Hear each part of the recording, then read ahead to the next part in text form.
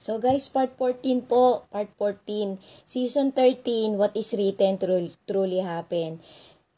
Season 13, WWTH. So guys, nung nagsasalita na po si Peter, sabi po niya, o ikaw Matthew, hindi ka man lang ba hihingi sa amin ng sorry kasi dati pinahirapan kami ng trabaho mo dahil sobrang taas ng singil ng tax ng romance tapos pumapabor ka sa kanila.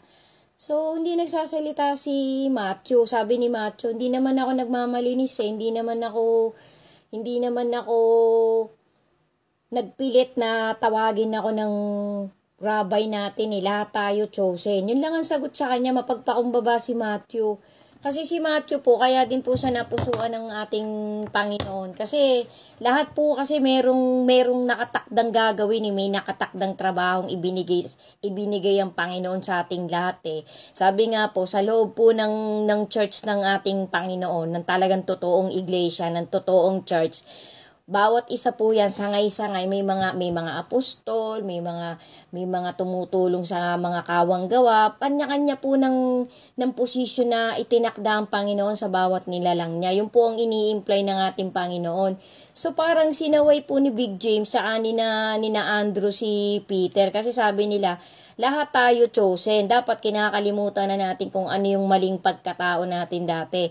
Kasi tinawag na tayo, pinili tayo ng Panginoon Dapat bagong tao na tayo. Yan po yung mga sinabi ng ibang apostol. Tapos sabi ni Peter, hindi din naman ako nagmamalinis kaya lang parang for the sake of dapat humihingi din ng sorry sa atin yung si Matthew. Parang ganun ang gustong mangyari ni Peter Kaso sinabihan siya ni Big James nung isang apostol po, pati po ni Thomas na dapat hindi tayo nagtatalo-talo ng ganito kasi hindi din magugustuhan ng nirabay pag nadatnan tayong ganito. Tapos all the while bigla na lang sumulpot ang Panginoon sa likod nila na parang pagod na pagod.